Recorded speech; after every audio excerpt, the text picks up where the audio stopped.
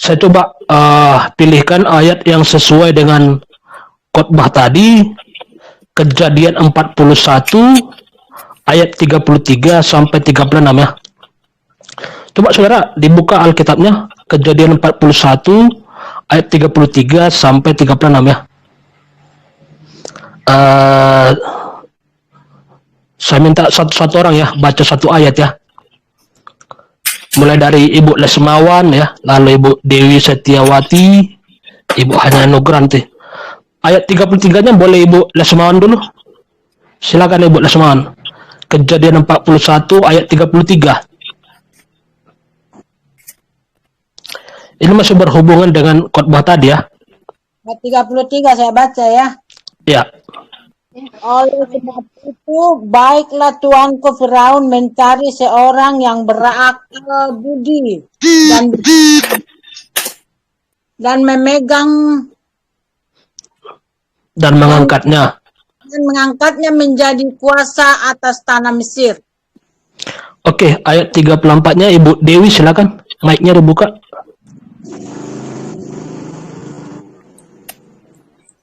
Baiklah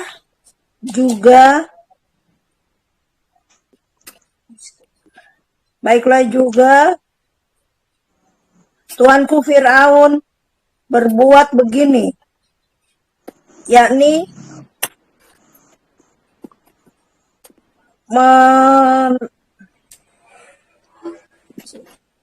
menempatkan pemilik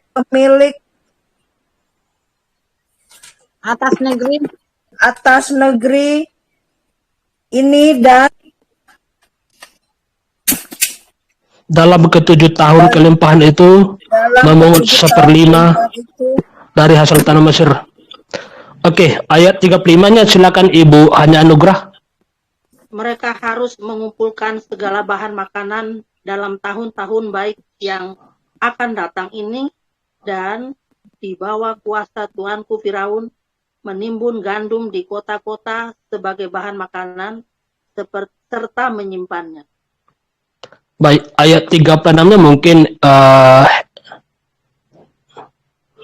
ini semua kameranya nggak ada dibuka ya.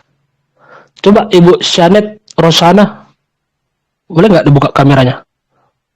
Ayat 36. Ayat 36.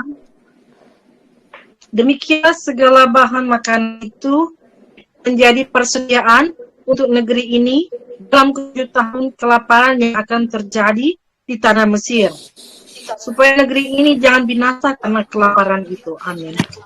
Ya. Jadi ini saya pilihkan dari masih sesuai khotbah tadi ya, mengenai bagaimana kita harus bijaksana di akhir zaman, di musim krisis begitu.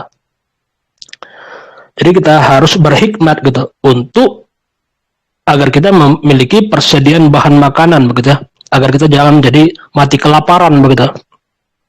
Jadi pada waktu itu Raja Mesir diberikan mimpi, dia melihat ada 7 ekor lembu yang gemuk keluar dari dalam bumi, lalu keluarlah 7 ekor lembu yang kurus. Kemudian lembu yang kurus ini memakan ke-7 lembu yang gemuk ini.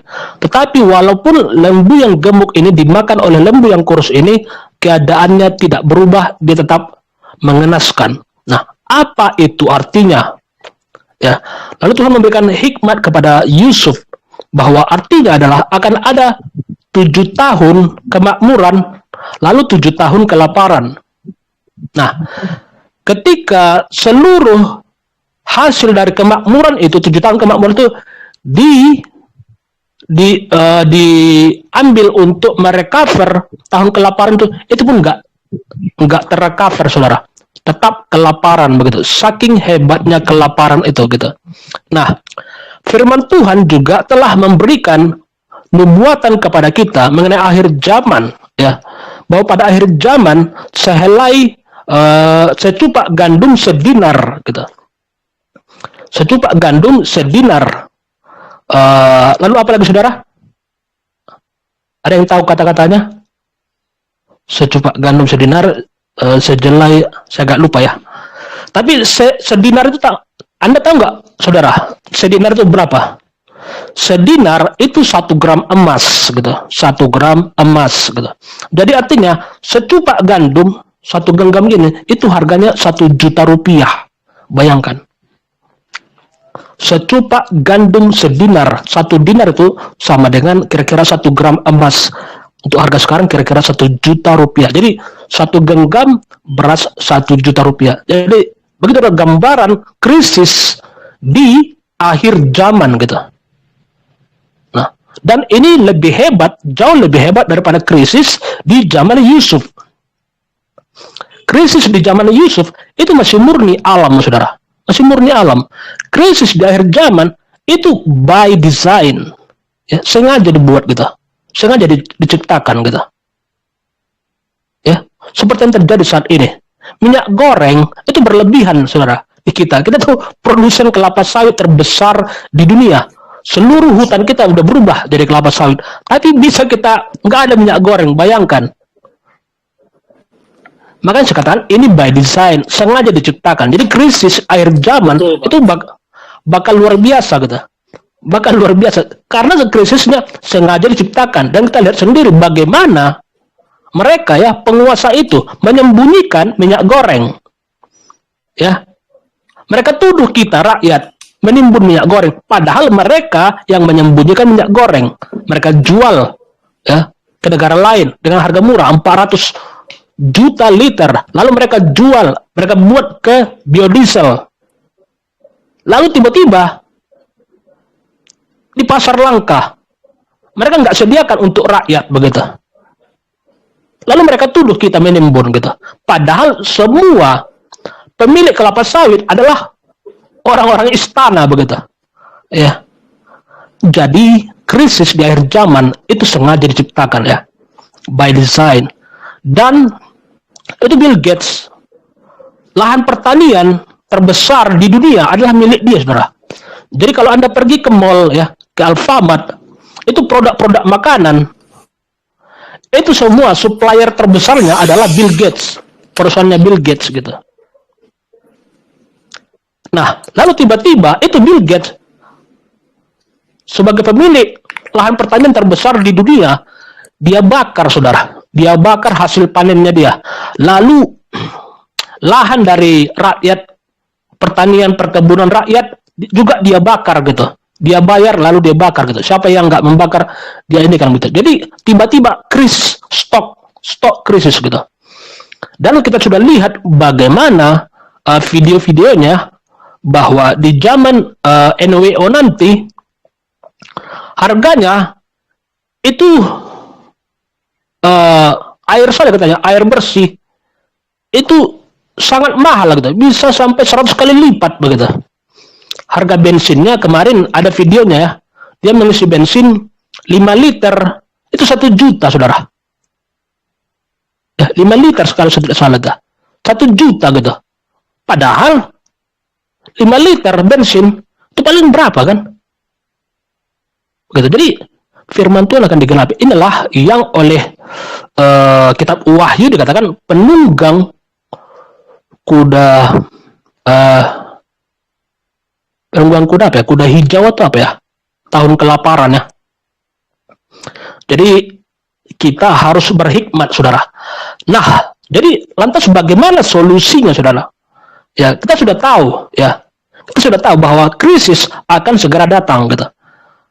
Nah, saya sudah katakan sejak awal, bagi orang yang punya uang di bank, segera borong emas. Ya, tarik tabungannya, lalu beli emas gitu. Terbukti kan, dalam musim perang ini, semua orang menarik uangnya kan dari bank kan, lalu mereka memborong emas. Lalu apa yang terjadi? Emas ya, melonjak berkali-kali lipat gitu. Nah, karena emas itu, saudara, itu akan melonjak terus gitu. Sebab uang yang asli itu adalah emas.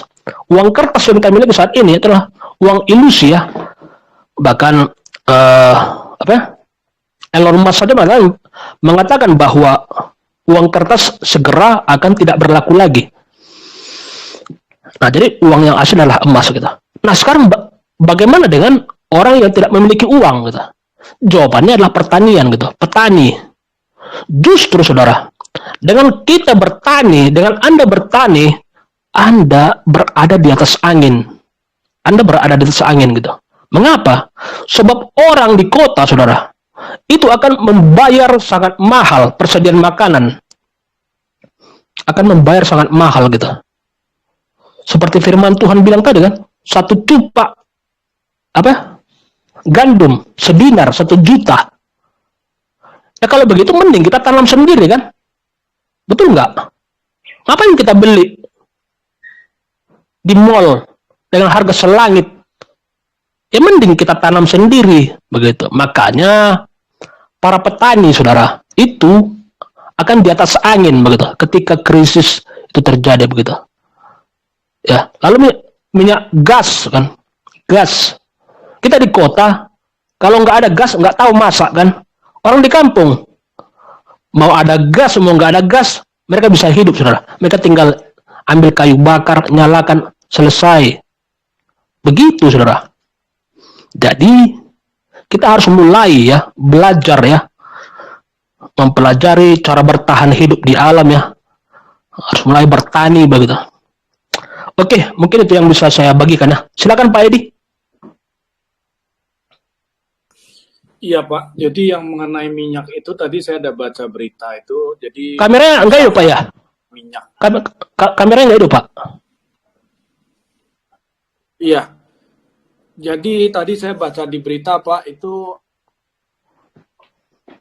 pengusaha minyak itu mereka komplain Pak. Jadi mereka bilang dengan harga eceran 14.000 itu nggak masuk akal gitu Pak. Jadi dia bilang minyak kami ada, dia bilang. Tapi dengan harga segitu dia nggak mau jual gitu Pak. Nah, berarti benar Pak, krisis yang dibuat-buat begitu Pak. Gitu loh. Memang nggak masuk akal. Dia pikir dia jual ke luar negeri misalnya 20.000. Jadi maksudnya benar-benar krisis yang dibuat-buat seakan-akan begitu Pak. Memang betul sekali Pak. Jadi memisahkan si pengusaha minyak. Jadi kayak kita diadu domba, Pak.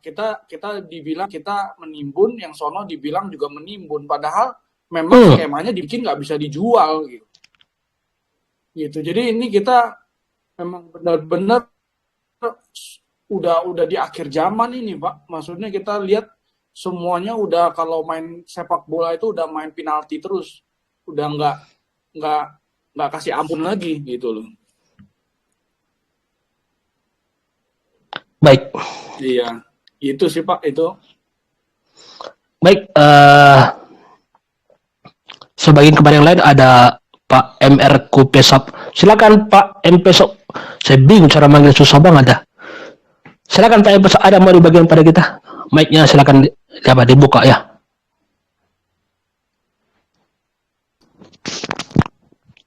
Berarti hari Minggu baru bisa masuk di aplikasi Zoom.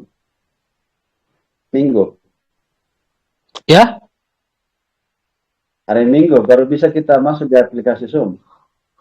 Oh iya ya. Dananya udah terkumpul ya.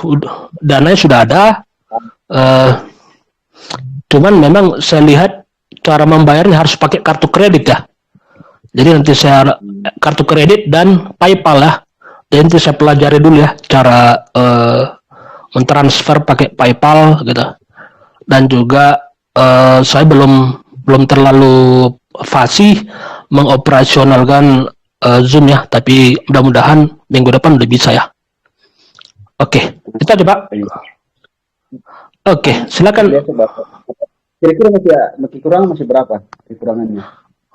Udah tercapai Pak. Dan sebenarnya udah lebih ya, udah lebih. Dan kelebihannya kita akan masukkan di dana kas kita ya. Dana kas kita ya ada. Dana kas kita itu nanti kalau ada saudara-saudara kita yang dalam keadaan terjepit, kita bisa segera ini gerak cepat begitu. Nah, tapi kalau Anda ingin masih berdonasi, silakan ya kepada Ibu Sekretaris kita. Baik, Ibu Lesmawan. Besok baru. Oh ya, masih terbuka ya. Silakan pada Ibu Sekretaris kita, Ibu Lins. Soalnya saya juga nggak terlalu tahu ya masalah keuangan gitu. Dia bilang udah ada, dia bilang ya sudah gitu. Oke, Ibu Lesmawan, ada yang mau dibagikan? Silakan. Nggak ada. Oke lah. Ibu hanya anugerah lah, silakan. Kasih motivasi pada kita. Terima kasih untuk kesempatan. Puji Tuhan, haleluya, semangat. Haleluya. Saya bersyukur, saya tidak melebih-lebihkan ya. Bagi saya ini di grup Garda ini saya dapat berkat sekali ya. Saya setiap kali beribadah rasa urapan Tuhan. Ya. Haleluya. Saya tidak tahu yang lain ya. Tapi yang saya rasakan pribadi saya setiap saya beribadah di grup Garda ini, saya rasakan hadirat Tuhan. Ya.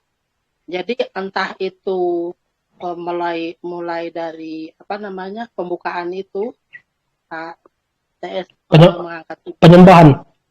Ya, penyembahan betul. Awal itu rasakan sekali ya Pak ya.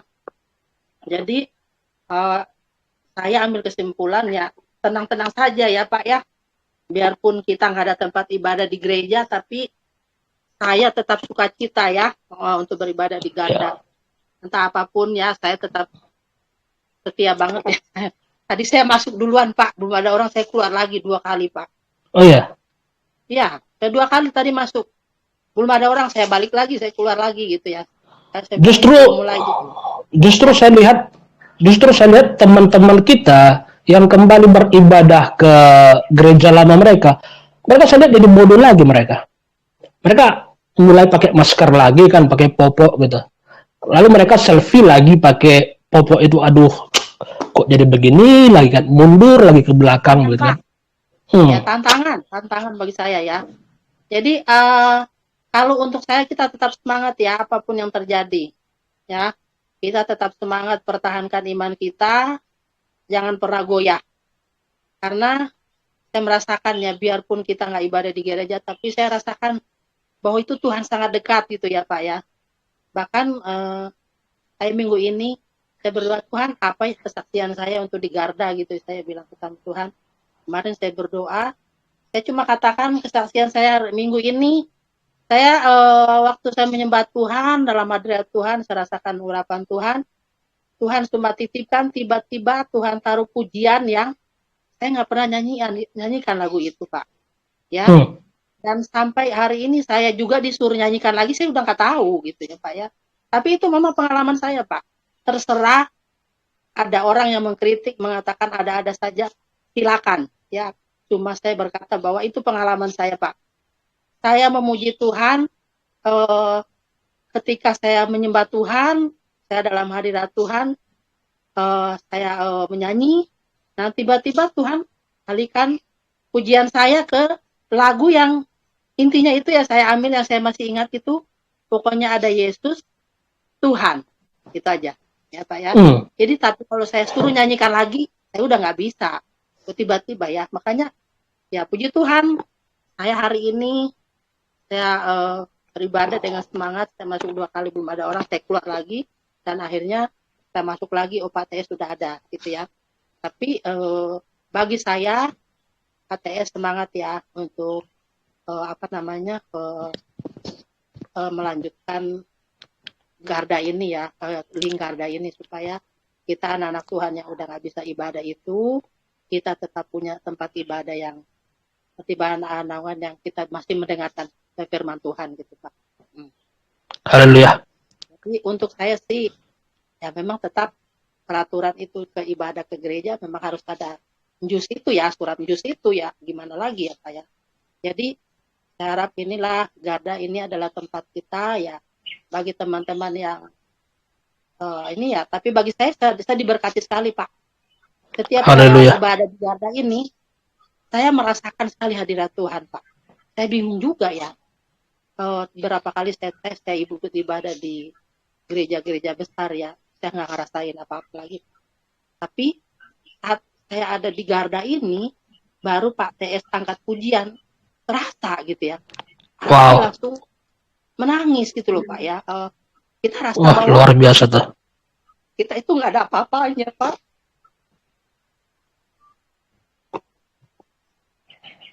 Nggak bisa ngomong, maaf ya.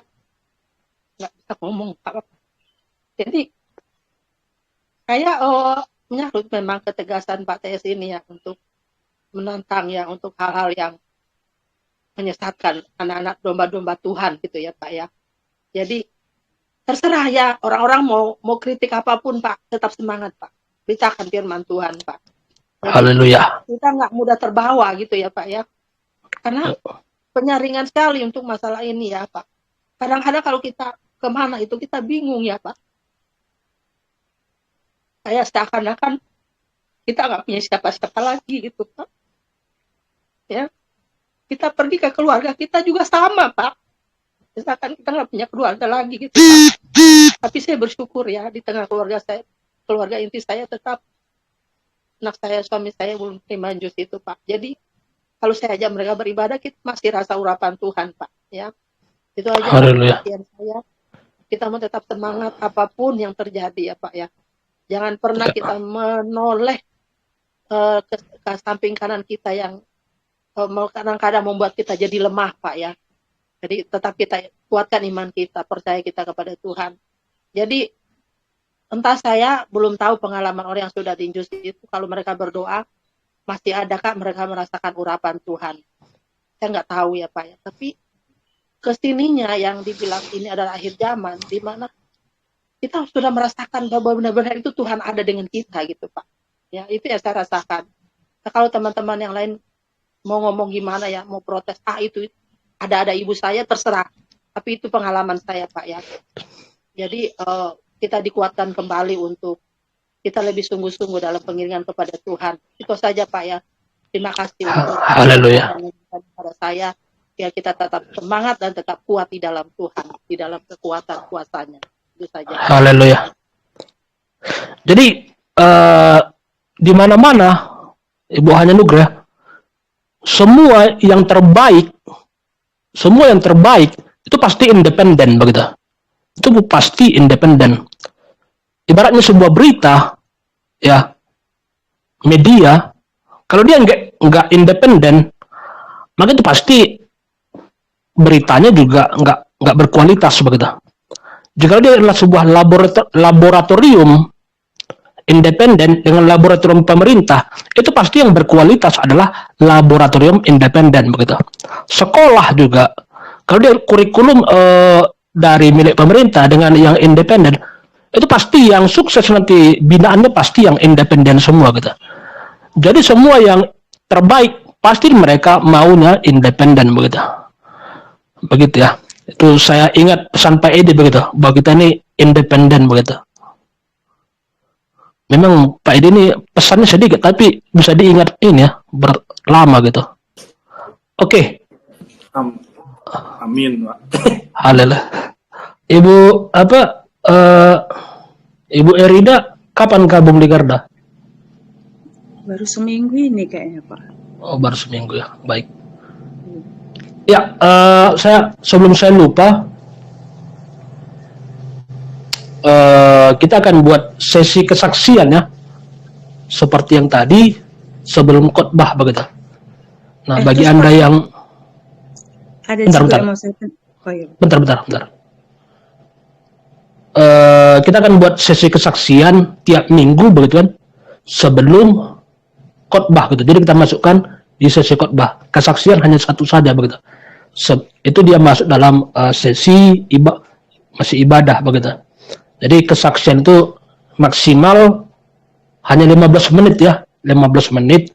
Jadi kadang itu kita minta sebelum dia bersaksi dilatih dulu gitu. Dilatih dulu, dia sambil dilihat jam begitu. Biar kalimatnya jangan kepanjangan, jangan bertele-tele, to the point, singkat, padat begitu kan. Dan itu lebih memberkati begitu kan.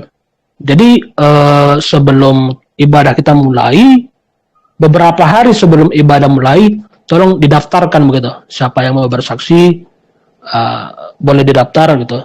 Dan saya yakin kita semua kan punya kesaksian banyak gitu kan. Nah, pas dia mau bersaksi, nggak usah semua dikeluarkan, saudara. Nggak usah semua dikeluarkan, satu aja dikeluarkan gitu. Satu dikeluarkan gitu kan.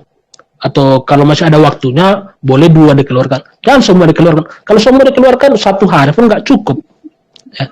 Seperti khotbah tadi kan, semua mau dikeluar, akhirnya kepanjangan waktu kita jadi ya. Gitu ya. Oke, itu yang mau saya tambahkan. Dan juga khotbah itu udah kita udah kita riset ya, paling lama itu 30 menit begitu. Karena kalau udah lebih 30 menit nanti manusia itu akan menemukan titik jenuhnya begitu, titik jenuh, jadi udah membal semua, apapun kita bilang udah nggak membal, udah nggak masuk lagi begitu. Jadi itu harus dilatih ya bagi yang ingin tampil ya. Oke, silakan Bu Rida, ada yang bertambahkan?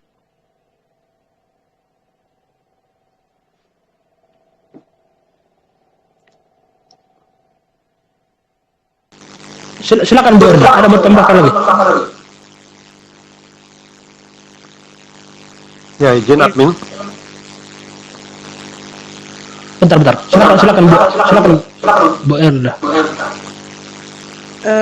Kayaknya minggu depan saja Pak. Ini tentang mimpi yang. Bentar. Kok suara bergema ya? Pak Epros, mute dulu. Ya, silakan Bu Erda. Cepat. Iya, kayaknya minggu depan Pak. Soalnya panjang, ini tentang mimpi akhir zaman Pak. 2008 saya tanya Tuhan tentang rapture Pak. Kayaknya minggu depan agak panjang Pak. Oh, jadi minggu depan Ibu mau bersaksi begitu? Iya, mimpi tentang pengangkatan Pak. Tentang akhir zaman, tentang kebenaran. Saya nggak ngerti, saya nggak pernah baca Wahyu, tapi aku mimpi dikasih Tuhan itu Pak, 2008. Ibu udah lahir baru? Belum di situ, dan saya nggak pernah baca Wahyu. Enggak, sekarang Bu udah lahir baru? Sudah Pak. Tadi udah dibaptis. Sudah 2017 sama suami. Baik kalau begitu. Jadi minggu depan Ibu Erida kita jadwalkan bersaksi ya. Jangan terlambat ya. Ya. Dan kalau misalnya itu nanti kayaknya agak panjang, jadi dilatih dulu biar lebih efisien ya kalimatnya begitu. Baik, Iya, Pak. ada yang mau menambahkan lagi, silakan Pak Efros, silakan. Ada yang mau menambahkan? Ya, puji Tuhan. Saya cuma menguatkan kita yang dalam grup ini. Saya melayani seorang ibu karena saya tahu dia tidak diinjus. Kemudian ya kami kunjungi dengan istri. Puji Tuhan. Awalnya memang dia tidak pernah bersaksi di grup, tapi Tuhan selalu taruh sesuatu dalam hati saya mengenai injus ini. Jadi saya terus posting. Kadang saya merasa sebagai manusia, saya ada kesalahan-kesalahan, mungkin orang akan ingat. Ketika saya bersaksi mungkin bisa tertutup hatinya, tapi saya postinglah postingan-postingan hamba Tuhan, pengajaran hamba Tuhan, Pak Dharma Pongrekun, Pak Joshua Tewo, ya. Dan akhirnya muncullah kesaksian ibu ini.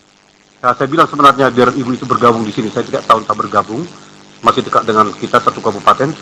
Mengenai injus ini dia dengar suara Tuhan.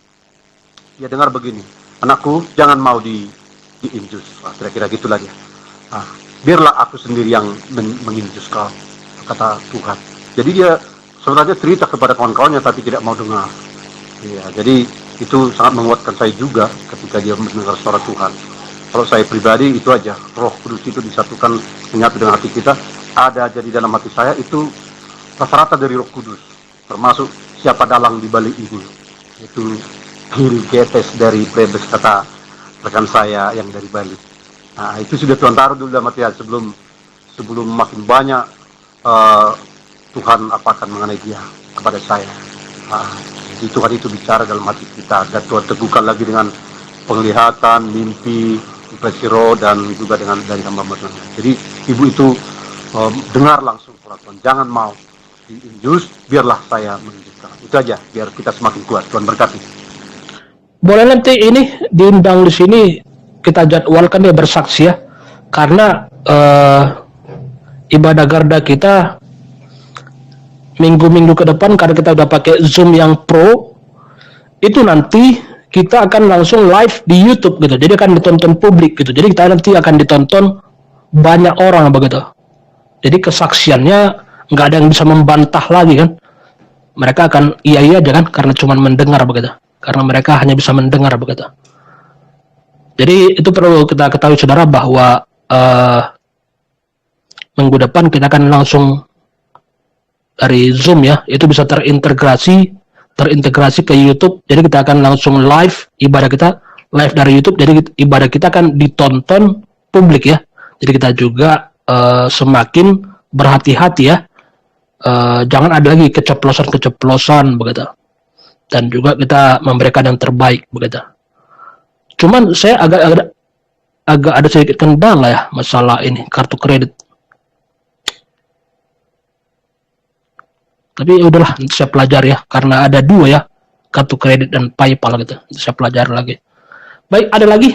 Mungkin Ibu Dewi ada mau tambah sama kita? Dewi Setiawati. Loh, udah tidur dia.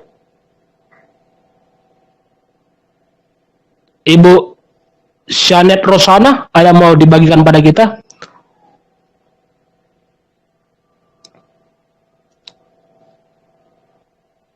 Baiklah, kalau memang sudah tidak ada lagi, ada? Silakan Ibu Shanet Rosana. Shalom, puji Tuhan, saya mengucap bersyukur dan berterima kasih bisa gabung di persekutuan Garda Kristen ini. Ini baru pertama kali ya saya ikut ibadah. Saya baru gabung tadi malam ya. Tadi malam, kebetulan sepupu kedua saya bilang ada namanya grup Garda Kristen ya, gitu. Ada ibadahnya, ada semualah bisa dapat informasi. Makanya saya langsung gabung tadi malam. Terus saya lihat ada ibadah ya untuk besoknya. Ya, saya bersyukur. Saya suka mau ikut ibadah ini. Jadi saya persiapkan untuk hari ini agar saya bisa ikut ibadah. Dan terus terang saya berterima kasih ya karena saya bisa ikut ibadah ini. Jadi dalam hal ini sebenarnya apa yang sedang terjadi saat ini, kita fokus aja ya sama Tuhan. Jadi fokus sama Tuhan Yesus aja. Dengan kita baca firman Tuhan, pasti kita akan dituntun oleh Roh Kudus. Kita harus bagaimana atau apa yang harus kita lakukan, percaya Tuhan itu tidak akan membiarkan kita umatnya yang memanggil-manggil nama Tuhan seperti yang tulis firman tadi, yang berseru-seru nama Tuhan, pasti Tuhan tidak akan biarkan. Kita yang sungguh-sungguh percaya kepada Tuhan, pasti kita tidak akan dipermalukan. Tuhan pasti akan tolong kita. Itu aja saya pikir, puji Tuhan, terima kasih, Tuhan memberkati.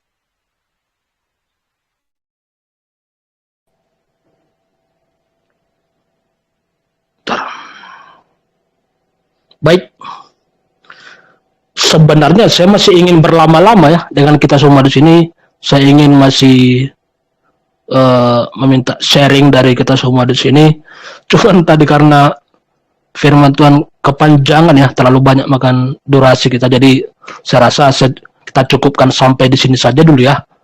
Kita kembali bertemu di ibadah kita minggu depan dengan mungkin kita sudah masuk di Garda dan kita akan live dari YouTube ya, jadi akan ditonton publik. Baik, saya pimpin kita dalam doa. Kita semua berdoa. Bapa dalam surga, terima kasih Tuhan Yesus, kami telah selesai beribadah Tuhan Yesus. Engkau berikan Tuhan Yesus berkat-Mu kepada kami semua Tuhan Yesus, setiap anak-anak-Mu di room ini Tuhan Yesus. Biarlah Tuhan Yesus kami semua menerima sukacita Tuhan Yesus, menerima Tuhan Yesus damai sejahtera, menerima kelimpahan daripada-Mu Tuhan Yesus. Jangan biarkan ada satupun anak-Mu Tuhan yang berkekurangan. Apapun persoalan mereka Tuhan Yesus saat ini, Engkau berkati, Engkau jawab Tuhan Yesus. Setiap penyakit Tuhan Yesus, Engkau jamah, Engkau sembuhkan di dalam nama Yesus. Terima kasih Tuhan Yesus. Sebentar lagi Tuhan, kami akan kembali kepada aktivitas kami masing-masing Tuhan. Engkaulah yang melindungi kami, menyertai kami. Terima kasih Tuhan. Dalam nama Yesus kami berdoa dan bersyukur. Haleluya. Bersama-sama kita ucapkan Amin. Amin. Selamat hari Minggu ya.